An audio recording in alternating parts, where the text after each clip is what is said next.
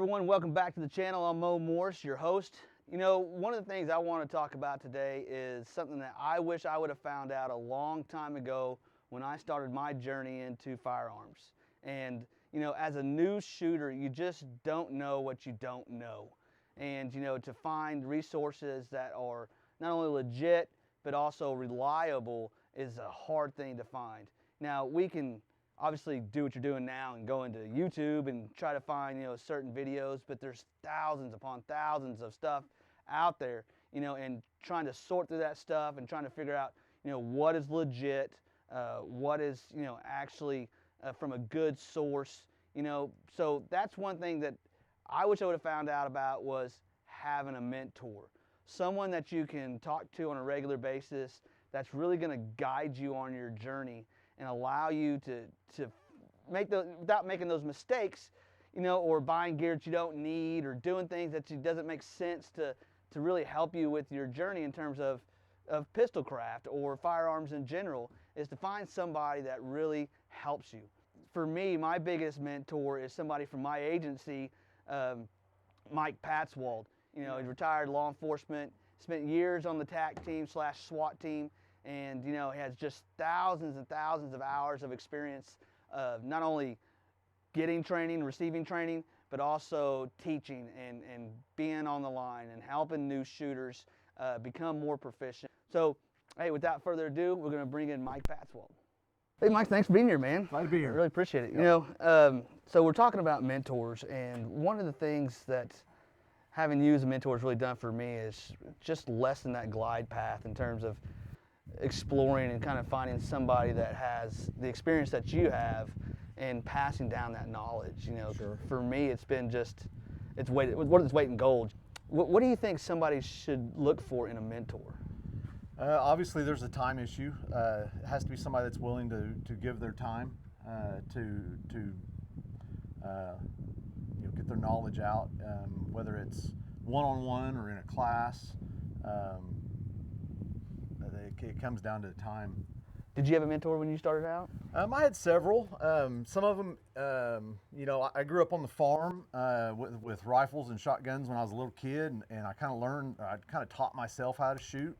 And so I had a basic, you know, kind of a fundamental understanding of firearms. And then before my law enforcement career, I hung around with some guys, mainly deer hunting, bird hunting, and they taught me a lot, you know, as far as that goes.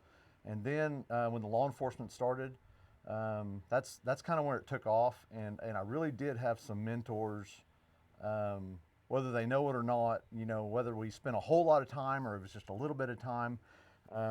Mine wasn't just like one or two core mentors. Mine was kind of a shotgun approach where I just soaked it in from every source that I could, you know, be around. But there was 2 or 3 guys that really taught me a lot, not only on the shooting and the firearms aspect, but of the training aspect also, of how to set your training up and how to work your training and to make it more effective for everybody. For me, I think just having mentors, and then more than one, is a great resource to have. I mean, because we talked about before in this video is, you know, you can go out there, look at YouTube, but you don't know what's legit, you know, and also, you know, having what I call a GPS, having a map to go. It's like, man, you don't need to be working on that crap. You're not even there yet. I think that's the biggest thing that I see on the YouTube stuff, and even some of the training classes is everybody wants to run, sprint before they're even crawling and walking. But the YouTube channels and the YouTube videos that are the crawling and walking type videos, they're not popular.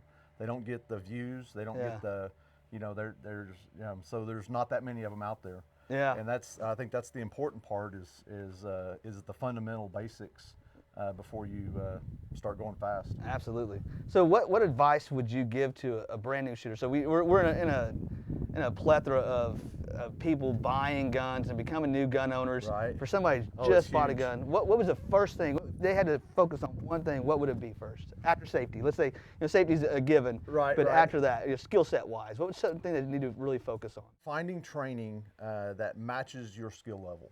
Yeah. That's, you know, whether it's the very, very basics or it's a little more advanced, is finding that training that's going to match, so where you're not wasting money either going too slow or going too fast. Yeah, no, absolutely. And that's what, the next point I was going to bring up was, go out and seek training. Go out there and try to find training, but and go just piggyback on that exactly is figure out what skill set you want to work on, and find an instructor that's legit for one, that has a good reputation, who has a lot of other shooters that have gone there and have, good rapport. But your skill set, if you're into competitions, go seek Rob Latham or Mike Seeklander. Those guys are the best when it comes to those competition classes. And if you're looking for basics, find a good basics NRA course that you can find. If you're doing concealed carry, Spencer Keepers is great with concealed carry, from the holster.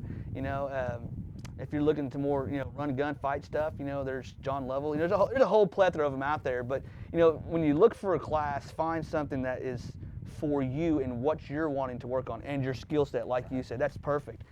So hey, guys, thanks LT for being here, man. I really appreciate it, brother. Yeah. And so hey, guys, if you like this video, hit the subscribe button, hit like, and till next time, get going and get training.